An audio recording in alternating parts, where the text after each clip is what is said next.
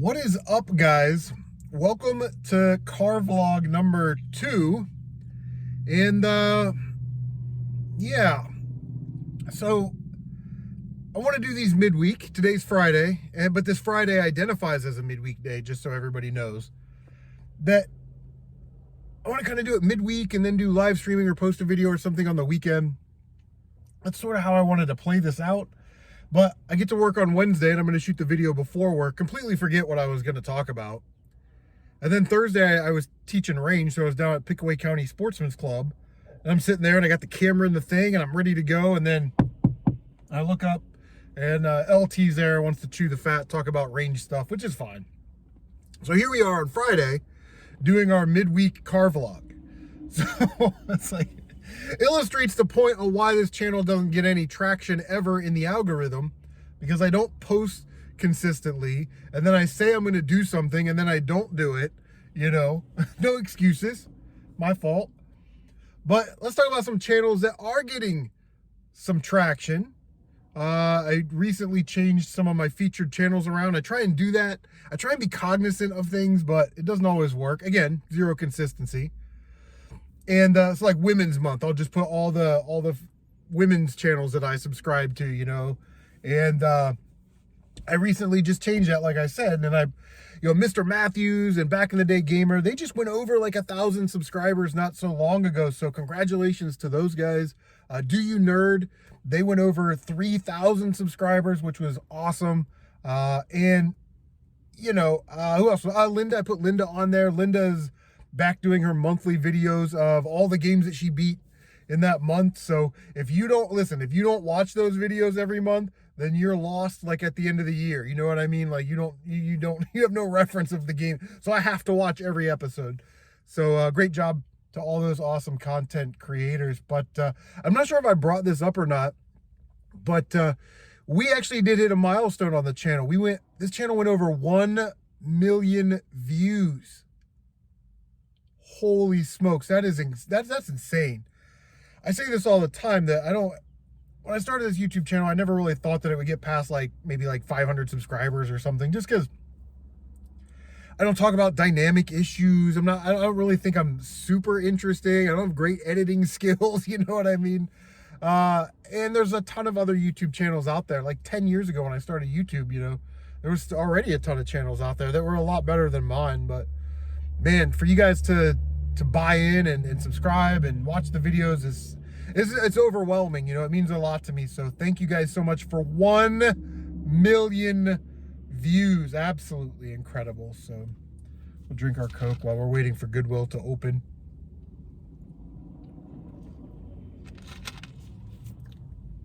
I beat Metroid 2 and Super Metroid.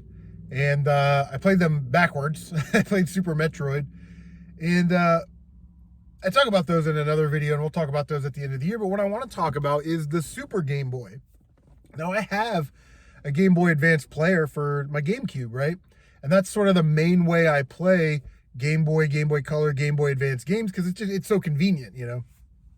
And a couple years ago, I almost sold, or got rid of, I should say, maybe even traded it in, my Super Game Boy, which is the one that we had when I was a kid. And I decided not to, because we had it when I was a kid. Had we not, I might have traded that in.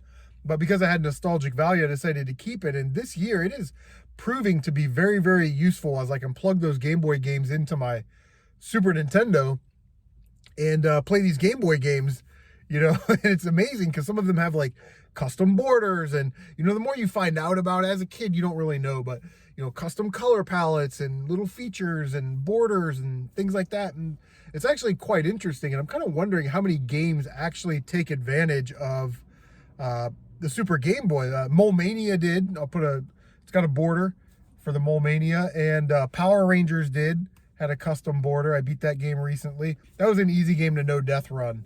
But it relies on gotcha moments a lot, but we have to drop down, and there's a spike, so you have to know to be on the left, and then the next one be in the middle and be on the. It was frustrating until you get through it, but once you get through it, Power Rangers on the Game Boy, pretty easy game. So if you're trying to beat a certain number of games, play that one. You'll beat it. You'll no death run it in a couple hours. But Yeah, Super Game Boy, quite incredible. So let me know what you guys think of the Super Game Boy down below, and why didn't they make a sort of a counterpart to that for Sega Genesis that you could put Game Gear games in, like a Super Game Boy Game Gear, whatever, and put that in there. But yeah, I don't know, man, because I'd like to play Sega Game Gear games on my TV, and there's a way. I think Hyperkin sells like a thing that plugs into their, Hyperkin 5 or something that you can play Game Gear games on. But I kind of just want to plug it into the Sega Genesis, Reminds me of the old days. But yeah, that Super Game Boy is turning out to be quite a useful tool. But I guess lastly, I'm not going to edit these, so all the crutch phrases, the ums and uhs, likes, they'll just stay in. But typically my MO is I'll play a game, and then I will put it on my master list of games that I beat. I've got one for each console on a spreadsheet, and then I'll go into a Word document and I'll type notes, and I'll give the game a letter grade. That way at the end of the year, I can talk about them in my end of the year games I beat, right, video. And I'll do that, and then I'll watch a couple reviews or opinions or whatever on these games to see if what I think is lining up or if I'm going against the norm or the standard. And we have to stop saying Metroidvania, okay? That's where we're at. I'm watching a Super Metroid review, and the guy says, Super Metroid is one of the best Metroidvania games out there. And it's like, it's not an Ania. It's just a Metroid game. That word, Metroidvania, is the most overused and misunderstood word in the gaming community. A Metroidvania, okay, this is Metroid, this is Castlevania, okay? When those two get together, have a couple drinks, get to rapping, don't know what's going to happen, you get a Metroidvania, a Castlevania game that plays in a classic Metroid style. That is a Metroidvania game. If you're playing Blue's Clues and you have to backtrack to pick up an item, it's not a Metroidvania game. Stop calling it that, right? Metroidvania only applies to a Castlevania game that has Metroid elements. I will also accept a Castlevania themed game like Bloodstained Ritual of the Night that has both of those genres, okay? Something like that would probably be a Metroidvania technically. But like I said, just because you're playing Mary-Kate and Ashley Olsen Sweet 16 on GameCube, okay, and you have to backtrack to get a different pair of earrings, that is not a Metroidvania. Stop using that word. And a Metroid game is never going to be a Metroidvania game. A Metroid game is a Metroid game. Now, if they gave Samus a whip and you start kicking Dracula's ass, maybe that would be like a Castle Etroid game or something. But Metroidvania, it drives me nuts. It's one of those pet peeves in the gaming community that just gets me riled up. Because someone obviously has no idea what they're talking about, and they just throw that term out there because they heard it before. It's a buzzword, right? Anyway, I don't know. Am I right, or am I going way too far? Am I overanalyzing this? Leave a comment down below. Thank you guys so much for watching car vlog number 2. Take care of yourselves, and we will see you on the next one. I think I have a pickup video ready for this weekend, so maybe like Sunday, I'll post a pickup video. Anyway, bye-bye.